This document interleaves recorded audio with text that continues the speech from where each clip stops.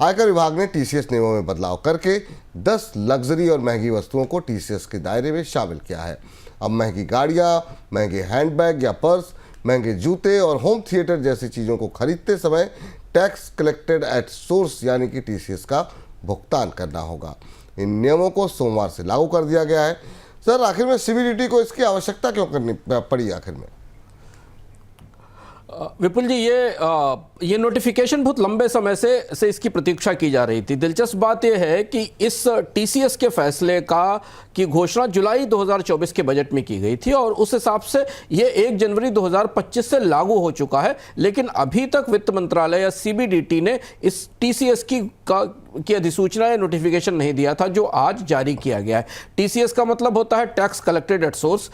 ये टीडीएस का जुड़वा भाई है। टैक्स डिडक्टेड एट सोर्स में जहां पर आपका टैक्स एम्प्लॉय आपकी तनख्वाह से काट लेता है, वैसे ही टीसीएस जब आप कोई खरीद करते हैं तो उससे उसका टैक्स सोर्स पर काट लिया जाता है। इस नई जो अधिसूचना हमारे सामने खुली है वो ये बता रही है कि 10 लाख रुपए से ऊपर तक के जो लग्जरी इलेक्ट्रॉनिक आइटम्स हैं जो इसमें शामिल होंगे, इनमें कोई भी रिस्ट वॉच है, इसमें कोई आर्ट पीस है, इसमें कोई एंटीक पीस है, इसके अलावा कलेक्टिबल्स हैं जैसे कॉइन्स और स्टैम्प है, याट है, रोइंग बोट है, हेलीकॉप्टर्स हैं, सनग्लासेस हैं, महंगे चश्मे अगर आप खरीद रहे हैं तो वो भी इसमें शामिल हैं। इसके अलावा हैंडबैग्स है, पर्स है, शूज़ है, स्पोर्ट्स के इक्विपमेंट हैं, स्पोर्ट्स वियर है, होम थिएटर सिस्टम है, या हॉर्स रेसिंग और पोलो में भी अगर आपने पैसा लगाया है तो इस पर टीसीएस को एडवांस में काट लिया जाएगा। ये प्रक्रिया कैसे काम करती है लोगों के लिए समझना इस बात के लिए ज़रूरी है कि मान लीजिए अगर आपने कोई सामान 30 लाख रुपए का खरीदा है तो उसके ऊपर खरीदते समय विक्रेता 1% का टीसीएस यानी 30,000 रुपए आप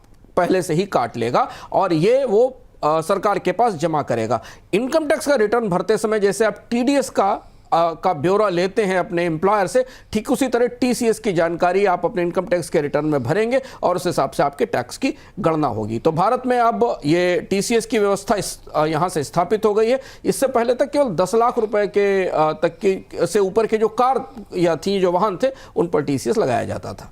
जी, इस बीच ग्राहकों के केवाईसी डेटा को शेयर करने के लिए बैंकों को अब ग्राहक से ओटीपी के जरिए मंजूरी लेना जरूरी होगा। सेंट्रल केवाईसी रिकॉर्ड रजिस्ट्री ने इसे ज़रूरी कर दिया है। बढ़ते डिजिटल फ्रॉड को ध्यान में रखते हुए सरकार ने आखिर में कदम उठाया है।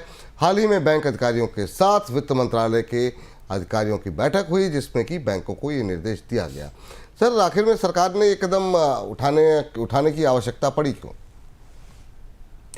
एक तो वजह है कि डिजिटल फ्रॉड तेजी से बढ़ रहे हैं और केवाईसी के आंकड़ों का लीकेज बहुत ज़्यादा है, जिस पर हम लगातार चर्चा कर रहे हैं। अलग अलग जगह से बैंकों से और काफ़ी जगह से केवाईसी के आंकड़ों की लीकेज होती है। और दूसरी चीज़ ये कि सरकार, वित्त मंत्रालय और रिजर्व बैंक मिलकर ई केवाईसी की व्यवस्था को और सुगठित करना चाहता है। तो बैंकर अगर किसी तरीके का केवाईसी डिटेल लेना चाहेंगे तो वो लोगों को उसके ओटीपी भेजेंगे। ऐसा इसलिए सुनिश्चित किया जा रहा है ताकि पूरा का पूरा जो सिस्टम जो केवाईसी का है, जिसमें बड़ी चुनौतियां हैं, वो पूरा सिस्टम जिसमें मोबाइल, आधार और केवाईसी सिस्टम है, वो एक सिंक में काम कर सके और ये स्थापित हो सके कि जिस व्यक्ति का केवाईसी एक्सेस किया जा रहा है, यानी कर्ज देने वाला व्यक्ति जिस व्यक्ति के नो योर कस्टमर सूचनाओं में जा रहा है, वो व्यक्ति सत्यापित है और वास्तविक रूप से सही है। और इस व्यवस्था को लागू करने के लिए, केवाईसी डेटा को डाउनलोड करने के लिए अब कोई भी बैंक सीधे आधार के या डिपॉजिटरी के सिस्टम से डेटा नहीं ले सकेंगे। हमें और आपको ये पता होगा कि किस बैंक ने